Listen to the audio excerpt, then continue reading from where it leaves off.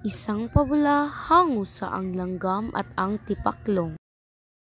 Noong unang panahon, mayroong isang tipaklong at langgam. Maganda ang panahon, mainit ang sikat ng araw. Maaga pa lamang ay gising na si langgam. Ilang sandali, lumakad na siya. Gaya ng dati, naghanap siya ng pagkain. Isang botel ng bigas ang nakita niya. Pinasan niya ito at dinala sa kaniyang bahay. Habang lumalakad si langgam, nakita siya ni tipaklong. Magandang umaga, kaibigang langgam. Kay bigat ng iyong dala.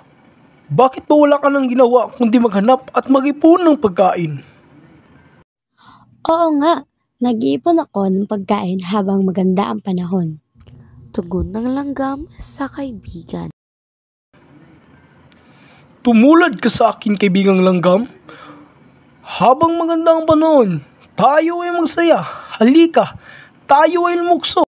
Ani ng tipaklong sa kaibigan. Ikaw na lang, kaibigang tipaklong. Gaya ng sinabi ko sa iyo, habang maganda ang panahon, ako ay naghahanap ng pagkain. Ito'y aking iipunin para ako ay may makain. Lumipas pa ang maraming araw, dumating na ang tag-ulan. Ulan sa umaga, ulan sa hapon at gabi, umuulan pa rin. At dumating ang panahong kumidlat. Kumulog at lumakas ang hangin kasabay ang pagbuhos ng malakas na ulan. Ginaw at gutom na ang kawawang tipaklong. Naalala niyang puntahan ang kaibigan na si langgam. Paglipas ng bagyo, pinilit ni tipaklong na marating ang bahay ni langgam. Bahagya na siyang makalukso. Wala na ang dating sigla ng masayahing si tipaklong. Nang buksan ni langgam ang pinto, nagulat siya. Aba, ang aking kaibigan. Tuloy ka, tipaklong. Binigyan ng langgam ng tuyong damit si tipaklong. Mabilis na naghanda siya ng pagkain. Ilan pang sandali, magkasalong kumain ng mainit na pagkain ang magkaibigan. Salamat, kaibigang langgam.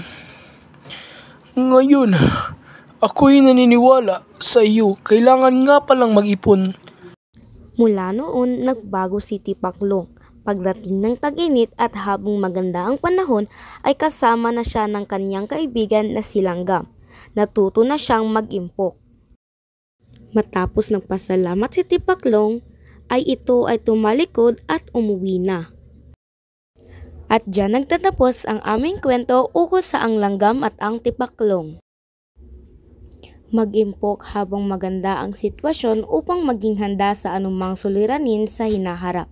Huwag mapagkampante kahit maganda ang araw.